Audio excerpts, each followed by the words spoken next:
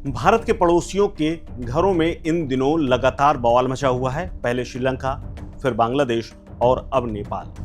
भारत नेपाल की इस हिंसा को लेकर के बेहद चिंतित है, क्योंकि चिंता इसलिए भी है क्योंकि भारत और नेपाल के बीच में करीब 1751 किलोमीटर की जो खुली सीमा है वो जुड़ती है, जिसके कारण नेपाल की अशांति भारत के लिए चिंता का विषय है। साथ ही इस बात की चिंतन का भी सवाल है क्योंकि भारत और नेपाल के बीच में रोटी बेटी का रिश्ता है और इस रिश्ते के चलते हर एक दूसरे के हित और वहां के नुकसान दोनों देशों में प्रभाव डालते हैं। और इसीलिए चूंकि नेपाल में हिंसा बढ़ रही है और भारत में चिंता बढ़ रही है, और इसी चिंता के निवारण के लिए भारतीय खुफिया एजेंसियां सतर्क हो गई, चाहे रॉ हो या फिर इंटेलिजेंस ब्यूरो।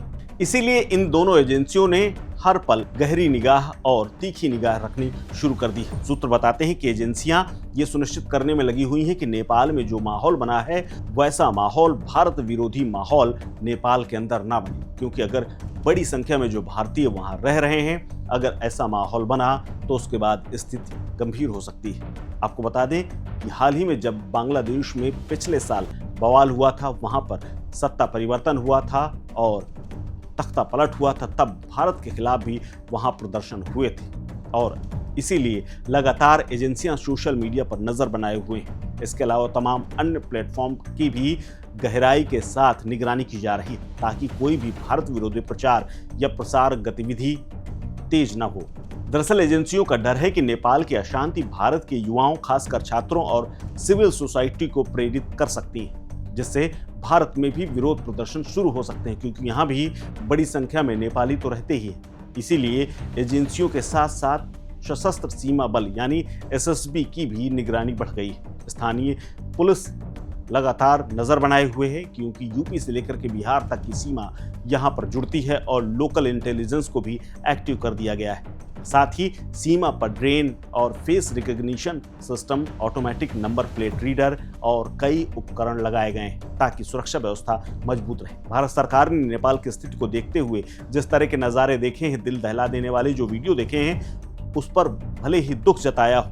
प्रधानमंत्री नरेंद्र मोदी ने खुद नेपाल की हिंसा और युवाओं की मौत पर अपना दुख जाहिर किया है। इसके साथ ही प्रधानमंत्री ने सभी से शांति और व्यवस्था बनाए रखने की अपील भी की है, लेकिन इस अपील का कितना असर है ये हम तस्वीरों में लगातार देख रहे हैं। नेपाल के हाल के दिनों में हुई भारी हिंसा और हिंसक प्रदर्शन, जिसमें करीब 15 से 20 लोगों के मारे जाने की खबर है, कई लोग घायल हैं और इन प्रदर्शनों को नेपाल की जिंजी युवा पीढ़ी ने शुरू किया था। भारत सरकार और उसकी खुफिया एजेंसी इस स्थिति पर कड़ी नजर बनाकर रखी है ताकि नेपाल में भारत विरोधी माहौल न बने, जैसा कि बांग्लादेश में बना था। बांग्लादेश में माहौल बनने के बाद बड़ी मुश्किलों से वहां पर लोगों को सुरक्षित किया गया था। नेपाल की राजधानी काठमांडू और तमाम अन्य शहरों में जिंजी के नेतृत्व में बड़े पैमाने पर प्रदर्शन शुरू हुआ, जिसने संसद, सुप्रीम कोर्ट और पूर्व राष्ट्रपतियों और प्रधानमंत्रियों तक को नहीं छोड़ा।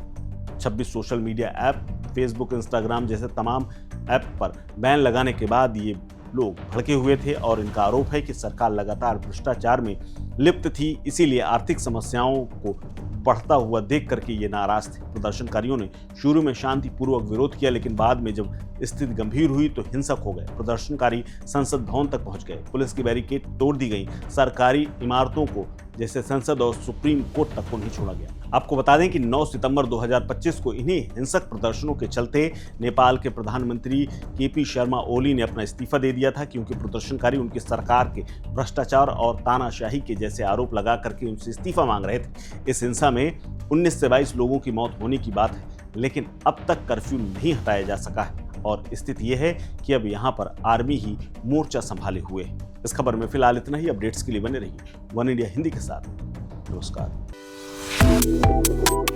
Subscribe to One India and never miss an update. Download the One India app now.